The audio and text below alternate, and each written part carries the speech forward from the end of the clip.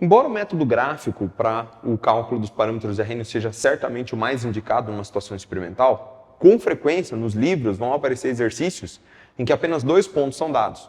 Então, em tese, a gente pode fazer uma regressão linear entre 2 pontos, é óbvio, mas tem uma maneira ainda mais rápida da gente fazer isso, que seria comparar a equação original de Arrhenius para 2 temperaturas.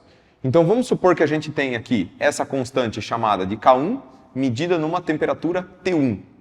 Ou seja, eu posso escrever uma segunda constante, K2, que é igual a A vezes a exponencial de menos EA sobre RT2.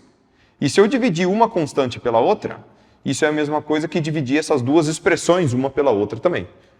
Isso é conveniente porque o fator A ele acaba se cancelando, certo? Nós podemos admitir, numa primeira aproximação, que A é independente da temperatura. Isso não é estritamente verdade, mas a dependência certamente é pequena o suficiente para que a gente possa fazer esse cancelamento e isso não gere grandes problemas.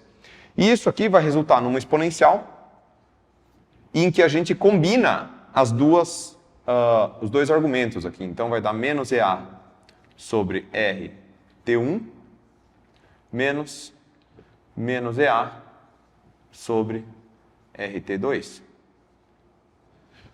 Nesse caso aqui, eu posso aplicar um logaritmo aqui também. Então, eu aplico o logaritmo natural de K1 sobre K2. Isso é a mesma coisa que o logaritmo natural dessa exponencial, que vão se cancelar, vai sobrar apenas o argumento da equação. Observando que esse menos com esse menos aqui, eles vão resultar em mais. Então, eu posso colocar o EA sobre R em evidência.